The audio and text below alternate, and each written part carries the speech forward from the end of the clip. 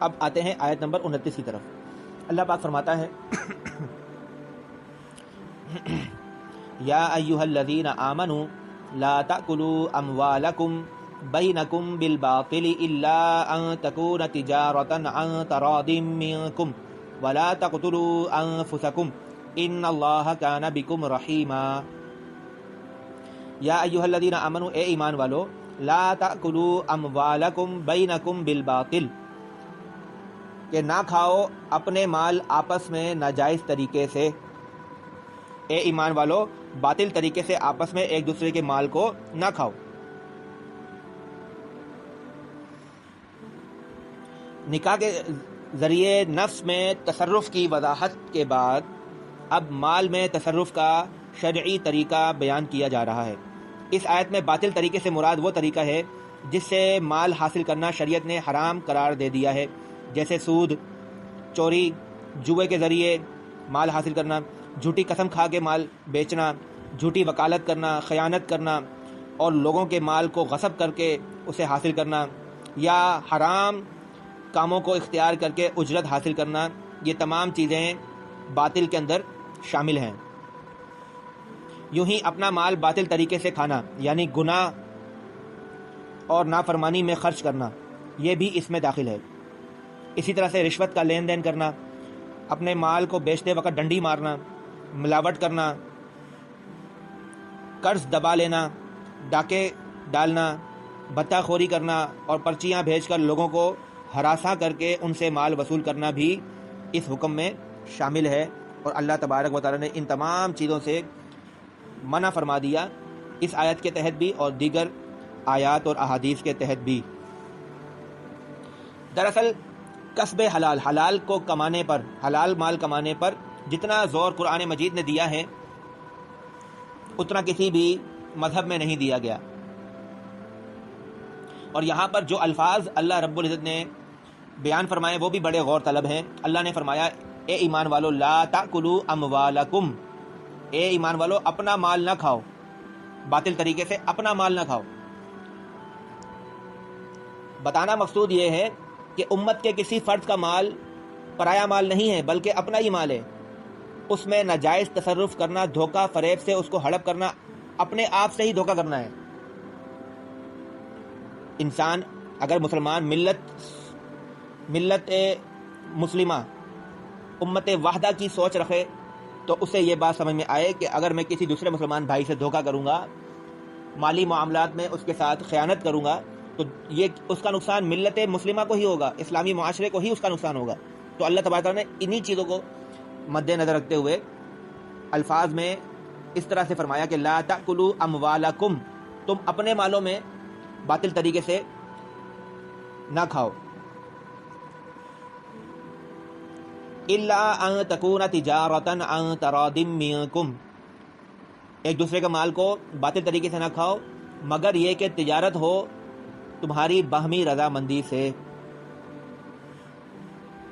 یعنی اگر تم آپس میں تجارت کرو اور تجارت میں کسی کی سادہ لوحی یا مجبوری سے ناروا فائدہ نہ اٹھایا گیا ہو بلکہ فریقین نے راضی بخوشی لین دین کیا ہو اور اس طرح تمہیں نفع حاصل ہو تو یہ نفع تمہارے لیے حلال ہے.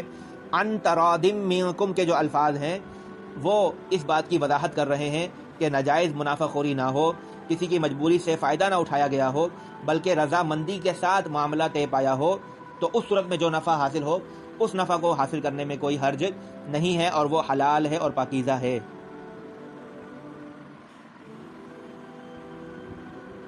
یعنی باہمی رضامندی سے جو تجارت کرو وہ تمہارے لیے حلال ہے.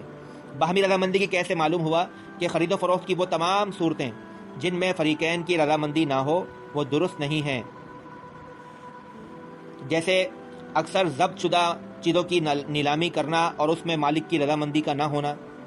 یوں ہی کسی کی دکان، مکان، زمین یا جائیداد پر جبری قبضہ کر لینا یہ بھی حرام ہے. یاد رہے کہ مال کا مالک بننے کے تجارت کے علاوہ اور بھی بہت سے جائز اسباب ہیں، جیسے تحفے کی صورت میں ہم کسی مال کا مالک بن جاتے ہیں، وصیت یا وراثت میں مال حاصل ہو تو یہ مال بھی جائز ہوتا ہے. اب یہاں پر چند احادیث حرام مال کمانے کی مذمت کے حوالے سے اور چند احادیث حلال طریقے سے تجارت کرنے کے حوالے سے آپ کے سامنے پیش کی جائیں گی۔ حرام کمانا اور کھانا اللہ عز و جل کی بارگاہ میں سخت ناپسندیدہ ہے، اور احادیث مبارکہ میں بھی اس کے بارے میں بڑی سخت وعیدیں بیان کی گئی ہیں، جیسا کہ مسند امام احمد بن حنبل میں یہ روایت موجود ہے۔ حضرت عبداللہ بن مسعود رضی اللہ تعالی عنہ راوی ہیں، نبی پاک صلی اللہ تعالی علیہ وسلم نے ارشاد فرمایا کہ جو بندہ مال حرام حاصل کرتا ہے، اگر اس کو صدقہ کرے تو وہ صدقہ اللہ کی بارگاہ میں قبول نہیں ہوتا، اور اگر اس مال کو خرچ کرے تو اس کے لیے اس مال میں برکت نہیں رکھی جاتی، اور اگر وہ اس مال حرام کو اپنے بعد چھوڑ کر مر جائے تو جہنم میں جانے کا سامان ہے۔ اللہ تعالیٰ برائی سے برائی کو نہیں مٹاتا بلکہ نیکی سے برائی کو مٹاتا ہے۔ اور اسی طرح سے ایک اور حدیث مبارکہ ہے کنز العمال میں، حضرت ابو بکر صدیق رضی اللہ تعالی عنہ اس کے راوی ہیں، سرور کائنات صلی اللہ تعالی علیہ وسلم نے ارشاد فرمایا اللہ تعالیٰ نے اس جسم پر جنت حرام فرما دی ہے جو حرام غذا سے پلا بڑھا ہو۔ اور اسی طرح سے معجم الاوسط کی یہ روایت ہے، حضرت سعد رضی اللہ تعالی عنہ سے سرکار دو عالم صلی اللہ تعالی علیہ وسلم نے فرمایا کہ اے سعد، اپنی غذا پاک کر لو، تم مستجاب الدعوات بن جاؤ گے۔ اگر تم حلال کھاؤ گے اور اپنی غذا کو پاک رکھو گے تو اللہ تعالیٰ تمہاری دعاؤں کو قبول فرمائے گا۔ اس ذات پاک کی قسم جس کے قبضہ قدرت میں محمد کی جان ہے، بندہ حرام کا لقمہ اپنے پیٹ میں ڈالتا ہے تو اس کے 40 دن کے عمل قبول نہیں ہوتے، اور جس بندے کا گوشت حرام سے پلا بڑا ہو اس کے لیے آگ زیادہ بہتر ہے۔ اور مسلم شریف کی حدیث ہے، حضرت ابو ہریرہ رضی اللہ تعالی عنہ راوی ہیں، فرماتے ہیں کہ سرکار دو عالم صلی اللہ تعالی علیہ وسلم نے ایک شخص کا ذکر کیا جو لمبا سفر کرتا ہے، اس کے بال پراگندہ ہوں، بدن غبار آلود ہو، اور وہ اپنے ہاتھ آسمان کی طرف اٹھا کر یا رب پکار رہا ہو، حالانکہ اس کا کھانا حرام، اس کا پینا حرام، اس کا لباس حرام اور اس کی غذا حرام ہو، تو پھر ایسے شخص کی دعا اللہ کیسے قبول فرمائے؟ تو پتہ چلا کہ حرام مال کمانا اور حرام غذا کھانا بہت بڑا گناہ ہے اور بہت بڑا وبال ہے۔ اور اب چند احادیث حلال تجارت کے حوالے سے اور اس کی فضیلت کے حوالے سے، جیسا کہ ترمذی شریف کی روایت ہے، حضرت ابو سعید خدری رضی اللہ تعالی عنہ راوی ہیں، نبی پاک صلی اللہ تعالی علیہ وسلم نے فرمایا کہ سچا اور امانت دار تاجر انبیاء کرام علیہم الصلاۃ والسلام، صدیقین اور شہداء کے ساتھ ہوگا، یعنی کہ بروز حشر اس کا حشر ان لوگوں کے ساتھ کیا جائے گا۔ اور تفسیر در منصور میں یہ روایت موجود ہے، حضرت معاذ بن جبل رضی اللہ تعالی عنہ راوی ہیں، رسول پاک صلی اللہ تعالی علیہ وسلم نے ارشاد فرمایا کہ پاکیزہ کمائی ان تاجروں کی ہے جو گفتگو کے وقت جھوٹ نہیں بولتے، وعدہ کریں تو خلاف ورزی نہیں کرتے، جب ان کے پاس امانت رکھی جائے تو خیانت نہیں کرتے، جب کوئی چیز خریدیں تو اس کی برائی بیان نہیں کرتے، اور جب کوئی چیز بیچیں تو اس کی تعریف نہیں کرتے، جب ان پر کسی کا آتا ہو تو دینے سے پس و پیش نہیں کرتے، اور جب انہوں نے کسی سے لینا ہو تو اس پر تنگی نہیں کرتے، یعنی جب کسی کا قرضہ دینا ہو تو دینے میں تاخیر نہیں کرتے، اور جب کسی سے قرضہ لینا ہو تو اس کے پیچھے نہیں پڑ جاتے بلکہ اس کو مہلت دیتے ہیں۔ ایسے تاجروں کی کمائی جو ہے وہ پاکیزہ قرار دی گئی ہے۔ اور ترمذی شریف کی روایت ہے، حضرت رفاعہ رضی اللہ تعالی عنہ راوی ہیں، سرور کائنات صلی اللہ تعالی علیہ وسلم نے فرمایا کہ قیامت کے دن تاجر فاسق اٹھائے جائیں گے سوائے اس تاجر کے جو اللہ سے ڈرے، بھلائی کرے اور سچ بولے، جو اللہ سے ڈرے، بھلائی کرے اور سچ بولے۔ ایسے تاجر کے علاوہ دوسرے تاجر جو ہیں وہ فاسق کی حالت میں اٹھائے جائیں گے، گناہ گاروں میں اٹھائے جائیں گے۔ اور مسند امام احمد بن حنبل کی روایت ہے، حضرت حذیفہ رضی اللہ تعالی عنہ سے، نبی پاک صلی اللہ تعالی وسلم نے فرمایا کہ تم سے پہلے لوگوں میں ایک شخص تھا جس کے پاس اس کی روح قبض کرنے فرشتہ آیا تو اس سے کہا گیا کیا تو نے کوئی نیکی کی ہے؟ تو وہ بولا میں نہیں جانتا۔ اس سے کہا گیا غور تو کرو۔ کہنے لگا اس کے سوا کچھ اور نہیں جانتا کہ میں دنیا میں لوگوں سے تجارت کرتا تھا اور ان سے اپنی رقم کا تقاضا کرتا تو امیر کو مہلت دیتا تھا اور غریب کو معاف کر دیتا تھا۔ تو اللہ تعالیٰ نے ارشاد فرمایا کہ اے فرشتوں، اس شخص کو معاف کر دو، اس سے درگزر کرو۔ یعنی جو غریبوں کے ساتھ اچھا معاملہ کرتا ہو، قرض کے معاملے کے اندر ان کو قرض معاف کر دیتا ہو یا قرض کی ادائیگی میں غریبوں کو مہلت دیتا ہو، تو ایسے تاجر کے ساتھ اللہ تبارک و تعالیٰ عفو و درگزر کا معاملہ فرمائے گا۔ اور ہمارے فقہائے کرام نے تجارت کے بہت سے آداب ذکر کیے ہیں، ان میں سے چند میں آپ کے سامنے بیان کر دیتا ہوں۔ تاجر کو چاہیے کہ وہ روزانہ صبح کے وقت اچھے ارادے اور اچھی نیتوں کے ساتھ دن کا آغاز کرے۔ مثال کے طور پر یہ نیت کرے کہ میں بازار اس لیے جا رہا ہوں تاکہ حلال کمائی سے اپنے اہل و عیال کی پرورش کروں تاکہ وہ مخلوق سے بے نیاز ہو جائیں اور مجھے اتنی فراغت مل جائے کہ میں اللہ کی بندگی کرتا رہوں اور آخرت کے راستے پر گامزن رہوں. یا یہ نیت کر سکتا ہے کہ میں مخلوق کے ساتھ شفقت، خلوص اور امانت داری کا سلوک کروں گا، نیکی کا حکم دوں گا، برائی سے منع کروں گا اور خیانت کرنے والوں سے باز پرس کروں گا. دوسرا ادب یہ بیان ہوا کہ تجارت کرنے والا جعلی اور اصلی نوٹوں کو پہچاننے کا طریقہ سیکھے، نہ خود جعلی نوٹ لے نہ کسی کو دے تاکہ مسلمانوں کا حق ضائع نہ ہو. ایک ادب یہ بیان کیا گیا کہ اپنے مال کو جب بیچنے لگے تو اس کی حد سے زیادہ تعریف نہ کرے کہ یہ جھوٹ اور فریب ہے. اگر خریدار اس مال کی صفات سے پہلے ہی آگاہ ہو تو اس تعریف کا کیا فائدہ. اور نمبر 5، عیب دار مال پہلے تو کوشش کرے خریدے ہی نہیں. اگر خرید کے دکان میں لے آیا ہے تو جب اسے بیچنے کا ارادہ کرے تو خریدار کو تمام عیب بتا کر مال بیچے. نمبر 6، ایک ادب یہ بتایا گیا کہ اگر اپنے پاس موجود صحیح مال میں کوئی عیب پیدا ہو گیا ہو تو اسے گاہک سے نہ چھپائے ورنہ ظالم اور گناہ گار کہلائے گا. وزن کرنے اور ناپنے میں فریب نہ کرے بلکہ پورا تولے اور پورا ناپے. اصل قیمت کو چھپا کر کسی آدمی کو قیمت میں دھوکہ نہ دے. بہت زیادہ نفع نہ لے اگرچہ خریدار کسی مجبوری کی وجہ سے اس زیادتی پر راضی ہو، جیسا آج کل ہو رہا ہے. مجبوری میں اس مرض سے، کورونا وائرس سے بچنے کے لیے لوگ مہنگے داموں پر ماسک، سینیٹائزر وغیرہ خریدنے پر مجبور ہو گئے ہیں. تو ایسی صورت میں جو لوگ اس طرح کی ناجائز منافع خوری کر رہے ہیں، لوگوں کی مجبوریوں سے فائدہ اٹھا رہے ہیں، انہیں سوچنا چاہیے. اللہ تعالیٰ نے اس سے منع فرمایا ہے. محتاجوں کا مال زیادہ قیمت سے خریدے تاکہ انہیں بھی مسرت حاصل ہو. قرض خواہ کے تقاضے سے پہلے اس کا قرض واپس کر دے اور اسے اپنے پاس بلا کر دینے کے بجائے اس کے پاس جا کر اسے واپس کرے. جس شخص سے معاملہ کرے اور اگر کوئی معاہدہ یا سودا طے پا جائے اور سودا طے پا جانے کے بعد بھی وہ شخص پریشان ہو تو اس سے سودا ختم کر دے، یعنی اس کو اس پریشانی سے نجات دلا دے. بازار میں زیادہ دیر رہنے کی کوشش نہ کرے. مثلا سب سے پہلے جاؤں گا، سب سے آخر میں آؤں گا، یہ کیفیت نہیں ہونی چاہیے. اللہ نے جو رزق آپ کے حق میں لکھ دیا ہے وہ آپ کو مل کر رہے گا، کوئی آپ سے اس کو چھین نہیں سکتا. یہ چند آداب ہمارے فقہائے کرام نے بیان فرمائے ہیں جو کہ میں نے تجارت کے حوالے سے آپ کے سامنے بیان کر دیے. آیت نمبر 29 کی طرف دوبارہ لوٹتے ہیں. اللہ پاک نے فرمایا، یا ایھا الذین آمنوا، اے ایمان والو، لا تأکلوا اموالکم بینکم بالباطل، کہ ایک دوسرے کے مال کو ناجائز طریقے سے نہ کھاؤ. الا ان تکون تجارۃ عن تراض منکم، مگر یہ کہ تجارت ہو تمہاری باہمی رضامندی سے حاصل کیا گیا منافع جائز ہے. کسی کی مجبوری کا فائدہ اٹھا کر منافع حاصل کرنا ناجائز منافع خوری میں آتا ہے. ولا تقتلوا انفسکم، اور اے ایمان والو نہ ہلاک کرو اپنے آپ کو. ان اللہ کان بکم رحیما، بے شک اللہ تعالیٰ تمہارے ساتھ بڑی مہربانی فرمانے والا ہے.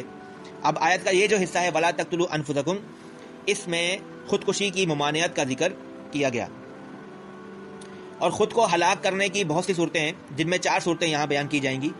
ایک صورت یہ ہے کہ مسلمانوں کا ایک دوسرے کو قتل کرنا، یہ بھی خود کو ہلاک کرنا ہے، کیونکہ احادیث میں مسلمانوں کو ایک جسم کی مانند فرمایا گیا ہے. جیسے بخاری شریف کی حدیث مبارکہ ہے، حضرت نعمان بن بشیر رضی اللہ تعالیٰ عنہ راوی ہیں، نبی پاک صلی اللہ تعالیٰ علیہ وسلم نے فرمایا کہ تم مسلمانوں کو دیکھو گے وہ ایک دوسرے پر رحم کرنے، دوستی رکھنے اور شفقت کا مظاہرہ کرنے میں ایک جسم کی مانند ہوں گے. چنانچہ جسم کے جب کسی بھی حصے کو تکلیف پہنچتی ہے تو سارا جسم جاگنے اور بخار میں اس کا شریک ہو جاتا ہے. اور مسلم شریف کی روایت ہے، حضرت نعمان بن بشیر، اس کے راوی بھی حضرت نعمان بن بشیر رضی اللہ تعالیٰ عنہ ہی ہیں. رسول اکرم صلی اللہ تعالیٰ علیہ وسلم نے فرمایا، مسلمان باہم ایک شخص کی طرح ہیں، جسم واحد کی طرح ہیں. اگر اس کی آنکھ میں تکلیف ہو تو اس کے سارے جسم کو تکلیف محسوس ہوتی ہے، اگر اس کے سر میں درد ہو تو سارا جسم درد محسوس کرتا ہے. جب مسلمان ایک جسم کی طرح ہیں تو ایک مسلمان کا دوسرے مسلمان کو قتل کرنا ایسا ہی ہے جیسے اس نے خود اپنے آپ کو ہلاکت میں ڈال دیا. اور خود کو ہلاک کرنے کی دوسری صورت یہ ہے کہ ایسا کام کرنا جس کی سزا میں اسے قتل کر دیا جائے، جیسے کسی مسلمان کو قتل کرنا، شادی شدہ ہونے کے باوجود زنا کرنا، یا اسلام سے مرتد ہو جانا. یہ صورتیں ایسی ہیں جس میں انسان اپنے آپ کو ہلاکت میں ڈالتا ہے، کیونکہ ان تمام صورتوں کا جو سزا اسلام میں مقرر کی گئی ہے وہ قتل ہے. تو اگر ایسے کام کرے گا تو یہ بھی اپنے آپ کو قتل کرنے کے مترادف ہے. یہ تمام جو بیان کیے گئے ہیں یہ تمام گناہ کبیرہ بھی ہیں۔ زنا کے بارے میں اللہ تعالیٰ نے فرمایا وَلَا تَقْرَبُوا الزِّنَا إِنَّهُ كَانَ فَاحِشَةً وَسَاءَ سَبِيلًا، اور بدکاری کے پاس نہ جاؤ، بے شک وہ بے حیائی ہے اور بہت ہی برا راستہ ہے۔ اور کسی مسلمان کو ناحق قتل کرنے کے بارے میں اللہ نے فرمایا سورۃ النساء میں وَمَن يَقْتُلْ مُؤْمِنًا مُتَعَمِّدًا فَجَزَاؤُهُ جَهَنَّمُ خَالِدًا فِيهَا وَغَضِبَ اللَّهُ عَلَيْهِ وَلَعَنَهُ وَأَعَدَّ لَهُ عَذَابًا عَظِيمًا، اور جو کسی مسلمان کو جان بوجھ کر قتل کر دے تو اس کا بدلہ جہنم ہے، وہ مدتوں اس جہنم میں رہے گا، اور اللہ نے اس پر غضب فرمایا اور اس پر لعنت فرمائی اور اس کے لیے بڑا عذاب تیار کر رکھا ہے۔ اور مرتد ہونے والوں کے لیے اللہ نے سورہ بقرہ میں فرمایا وَمَن يَرْتَدِدْ مِنكُمْ عَن دِينِهِ فَيَمُتْ وَهُوَ كَافِرٌ فَأُولَٰئِكَ حَبِطَتْ أَعْمَالُهُمْ فِي الدُّنْيَا وَالْآخِرَةِ وَأُولَٰئِكَ أَصْحَابُ النَّارِ هُمْ فِيهَا خَالِدُونَ، اور تم میں سے جو کوئی اپنے دین سے مرتد ہو جائے پھر وہ کافر ہی مر جائے تو ان لوگوں کے تمام اعمال دنیا اور آخرت میں برباد ہو گئے اور وہ دوزخ والے ہیں اور اس میں ہمیشہ رہیں گے۔ تو ایسے حرکتیں کرنا، ایسے کام کرنا جو انسان کی قتل کا سبب بنے شریعت اسلام کی نظر میں، وہ بھی اپنے آپ کو ہلاکت میں ڈالنا ہے۔ اور تیسری صورت خود کو ہلاک کرنے کی کیا ہے؟ خودکشی کرنا، اور خودکشی کرنا بھی حرام ہے۔ حدیث مبارکہ میں ہے، بخاری شریف کی حدیث ہے، حضرت ابو ہریرہ رضی اللہ تعالی عنہ سے روایت ہے، نبی پاک صلی اللہ تعالی علیہ وسلم نے فرمایا جس نے اپنا گلا گھونٹا تو وہ جہنم کی آگ میں اپنا گلا گھونٹتا رہے گا، اور جس نے خود کو نیزہ مارا وہ جہنم کی آگ میں خود کو نیزہ مارتا رہے گا۔ اسی طرح بخاری شریف کی ایک اور روایت ہے جس میں آپ علیہ الصلوۃ والسلام نے فرمایا جو پہاڑ سے گر کر خودکشی کرے گا وہ دوزخ کی آگ میں ہمیشہ گرتا رہے گا، جو شخص زہر کھا کر خودکشی کرے گا وہ جہنم کی آگ میں ہمیشہ زہر کھاتا رہے گا، جس نے لوہے کے ہتھیار سے خودکشی کی تو دوزخ کی آگ میں وہ ہتھیار اس کے ہاتھ میں ہوگا اور وہ اس سے اپنے آپ کو قتل کرتا رہے گا۔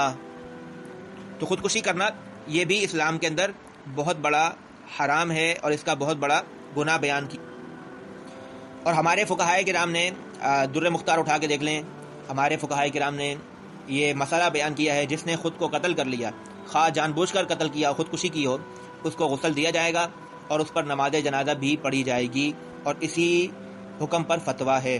یہ جو لوگوں کے درمیان مشہور ہے کہ جو خودکشی کرتا ہے تو اس کا جنازہ نہیں پڑھا جائے گا، یہ صحیح نہیں ہے، یہ حکم ٹھیک نہیں ہے، بلکہ ہمارے فقہائے احناف نے یہ حکم بیان کیا گیا ہے کہ خودکشی کرنے والے کا جنازہ بھی پڑھا جائے گا، اس کو غسل بھی دیا جائے گا۔ اسی طرح سے اپنے آپ کو ہلاک کرنے کی صورتوں میں سے چوتھی صورت یہ ہے کہ ایسا کام کرنا جس کے نتیجے میں کام کرنے والا دنیا یا آخرت میں ہلاکت میں پڑ جائے، جیسے بھوک ہڑتال کرنا یا باطل طریقے سے مال کھانا۔ چنانچہ حضرت عمر بن عاص رضی اللہ تعالی عنہ فرماتے ہیں کہ مجھے غزوہ ذات السلاسل کے وقت ایک سرد رات میں احتلام ہو گیا، مجھے غسل کرنے کی صورت میں سردی سے ہلاک ہونے کا خوف لاحق ہوا تو میں نے تیمم کر لیا اور اپنے ساتھیوں کے ساتھ فجر کی نماز پڑھ لی۔ انہوں نے نبی پاک صلی اللہ تعالی علیہ وسلم سے میری اس بات کا ذکر کیا تو آپ علیہ الصلوۃ والسلام نے فرمایا کہ اے عمر، تم نے اپنے ساتھیوں کے ساتھ اس حال میں نماز پڑھی کہ تم جنبی تھے۔ میں نے غسل نہ کرنے کا عذر بیان کیا اور عرض کی کہ میں نے اللہ تعالیٰ کا یہ فرمان سنا ہے وَلَا تَقْتُلُوا أَنفُسَكُمْ، کہ اے ایمان والو اپنی جانوں کو قتل نہ کرو۔ تو یہ بات سن کر نبی پاک صلی اللہ تعالی علیہ وسلم مسکرا دیے اور مجھے کچھ نہ کہا۔ یعنی اس حدیث سے یہ ثابت ہوا کہ حضرت عمر نے جو اس آیہ مبارکہ سے قیاس کیا اور مسئلہ نکالا کہ اگر میں سردی کی شدت کی وجہ سے غسل کرتا تو میں ہلاک ہو جاتا، تو آپ نے تیمم کر کے نماز پڑھ لی، اور جب یہ آیہ مبارکہ کے حوالے سے حضور کو وضاحت فرمائی تو نبی پاک صلی اللہ تعالی علیہ وسلم نے مسکرایا اور خوشی کا اظہار فرمایا کہ میرے صحابی نے صحیح قیاس کیا ہے، اور آپ علیہ السلام نے کوئی ناراضگی کا اظہار نہیں فرمایا، کوئی حکم ارشاد نہیں فرمایا۔ تو اپنے آپ کو ہلاکت میں ڈالنے کی کوئی بھی صورت ہو، اسلام نے ہر صورت سے ان مسلمانوں کو منع فرمایا ہے اور خودکشی کو حرام قرار دیا ہے۔ اور علامہ بیضاوی رحمۃ اللہ تعالی علیہ نے تفسیر بیضاوی کے اندر بھی اسی ایک لطیف نقطے کی طرف اشارہ فرمایا ہے کہ لا تقتلوا انفسکم کا مطلب یہ ہے کہ ایسی مذموم حرکتیں اور ذلیل اعمال مت کرو جو لوگوں کی نگاہ میں تمہیں ذلیل اور رسوا کر دیں، کیونکہ یہ ذلت اور رسوائی ہی تو نفس کی حقیقی ہلاکت اور تباہی کی وجہ ہے۔ کتنی لطیف بات آپ رحمہ اللہ تعالی عنہ نے فرمائی۔ تو یہ آیت نمبر 29 مکمل ہو گئی۔